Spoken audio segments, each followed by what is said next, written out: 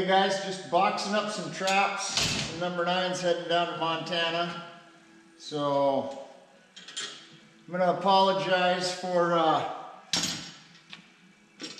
hurting some of your guys' feelings for doing a membership push. I just want to tell you guys that I don't get nothing out of pushing that. I mean, there's no money in it for me. All it does is give me a bigger army, give us a bigger army to help fight, to do what we love doing. It's not, none of that's aimed at you guys individually at all. I'm just saying that we need to be members of our organization, and if I come off as a dick, I'm sorry about that, but this is my passion. This is what I love to do. Yeah, I don't know, it seems like the younger generation, they got feelings now, so. But anyway, these 6 traps are going out to Montana, to a new Montana Trappers Association member, and he's always, or I shouldn't say always, but he is a Foundation for Wildlife Management member. Now, to me, if you're from one of them states, you're a hunter and a trapper, and you are not a member of the Foundation for Wildlife Management, you are ignorant. That, to me, they are reimbursing you, so this Mason is getting reimbursed when he catches a wolf for all the expenses that he's paid. If we had that in Alaska, holy cow. But anyway, yeah, that's something that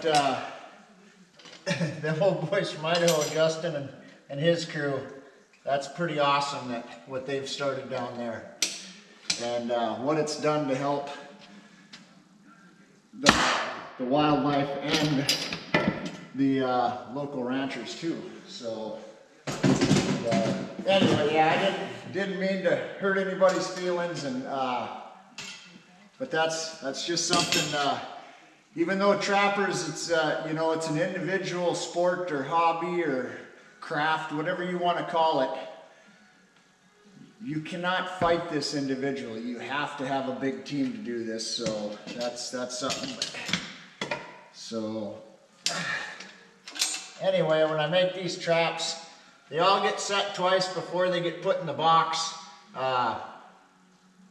when they get put away. And then as I'm building them, and then as I sell them, they get set and put back in the box too. And like I tell you guys, don't dry fire these by reaching under the pan like you do with them little traps and start tripping them. It'll start rolling your edges because these springs are so strong. So, but. So he ordered 6 traps and a set of setters. So, like I said, the setters are they're not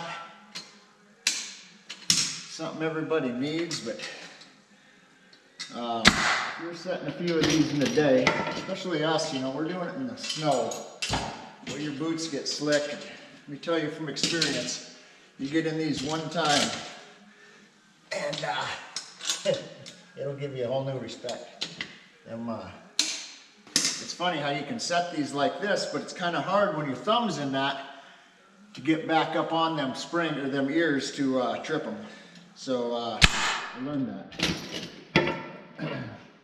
So you guys, when you're setting wolf traps and stuff like that, I chain them off is the last thing that I do. Just in case something happens, you don't want to be out there in the woods and have this thing chained off and get into it, and then your setters are back at the snow machine and you're trying to one-handed undo these. So those are going to, where was that at? Libby, Montana. I don't know where Libby is, but we got our fur auction coming up here, and I have to, these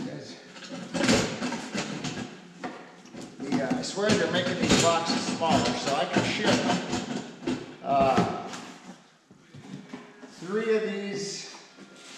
number 9s without chain in a flat rate box. And that's what I've been doing for years, but now these boxes are seeming to get smaller for some reason. I'm not sure how that happened, but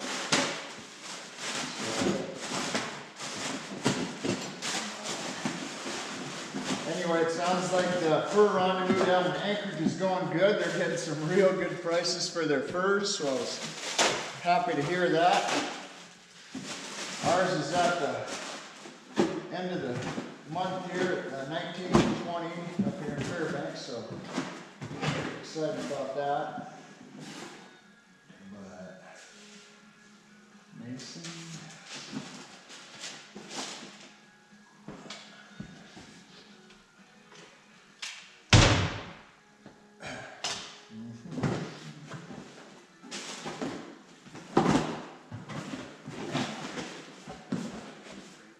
But yeah, I'm not getting paid for my YouTube channel, and it's I'm not doing it for the money. I enjoy sharing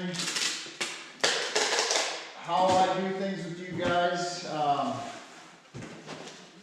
I'm not telling you how to do it, I'm telling you how I do it. So I don't, you know, just kind of blows my mind in this day and age. But a lot of people out there got to comment on everything. So, but anyway, I'm not out there to hurt your guys' feelings. I'm just sharing what my opinion is and how I do things. So I might have to send these down in a bigger box, another box. Depends on who you're dealing with at the post office, how they'll let you ship this stuff. Hey, that might be good. Here we go.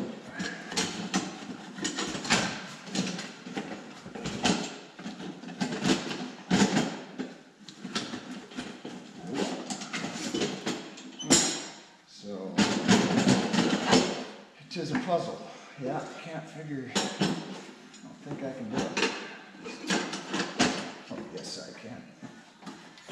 So, anyway, yeah, I'm going to head back out on Wednesday. Check some more line. I think I might start pulling. It's just getting that time of year where things are going to start getting nasty. I got to start hauling freight. Some of that stuff gets kind of hard to get to. See you guys down there in Montana and Idaho. I think most of you were done trapping before the snow falls usually until you they started letting the trap roll. So now you're kind of seeing what we deal with all the time. So it's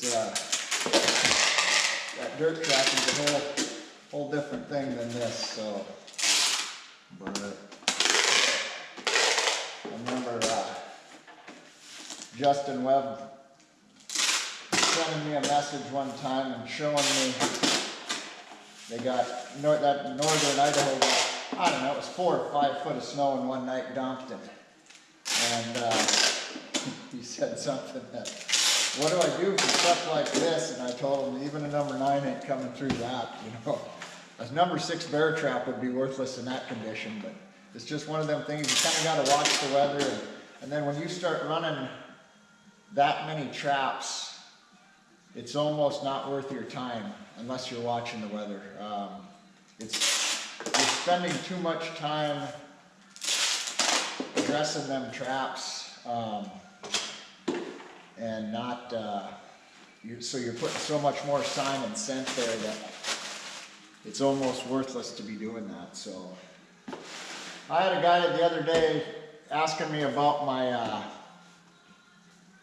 my extraction or retrieval bag that I carry on my snow machine, and how I get out of certain places when there's not a tree to tie to, or you know, so you can put an anchor in some places. Sometimes the snow is not deep enough to put an anchor in, where you can, you know, bury a log, or there's no ice, and like in the on the creeks, in the lakes, rivers, I use an ice screw that the climbers use, and they work really good. And they'll actually work in the tundra too. The only problem is it dulls them. So this is something else I use right here. And this is just a 12-inch cabin spike. This is what anybody that's followed me knows. This is what I use when I'm putting experimental wolf sets up on top of ridges, gravel ridges. So, and it's a 12-inch cabin spike, and then I just weld a nut to the top, because when you're driving into frozen ground, you'll drive the nail right through the head. So I weld that nut on there, and then I just put a crunch-proof swivel on there with a S-hook, and then it's all welded with this ring. So I can actually drive this into the tundra or to wherever I'm at enough to get that machine out of a bind. You know, there's a lot of guys out there that aren't strong enough to tip that machine over. You can do it, just about anybody, any one of you can tip that over on this concrete. But when you get out there and you're on ice or you're on a side hill, you're in snow, now when that machine's on its side and you go to pick up on that, your feet go down, so now you run out of boom. Now you don't have any more strength when you're up right here and you're underneath that snow machine. So you need another alternative. So this is what I've come up with, and use that pretty good. You're not out any money. If you have to leave this out there, it's no big deal, but it'll get you out of a pickle. So that's a pretty good little one, and I ended up welding. I brought it out and welded a washer on the bottom of this, because I keep losing this, and then I'm digging in my box for it. It's hard to hook up to it. And another thing that I started using a couple years ago is a little 1/4-ton chain hoist, chain come along. So this is the first one I was using, but it's only got 5 foot of chain, so that's kind of a pain in the butt. So I bought a couple more that have either 10 or 15 foot of chain, and that little 500 pounds is that's pretty nice. But those machines get pretty heavy pretty quick, and a lot of times they're too much to deal with. So, but you can see the bag kind of gets eaten when it's bouncing around that chain. So, but you can get them off Amazon for I don't know if it was off Amazon. I got them off someplace, but they're around $100. They're worth 3 times that when you need it. So, but anyway.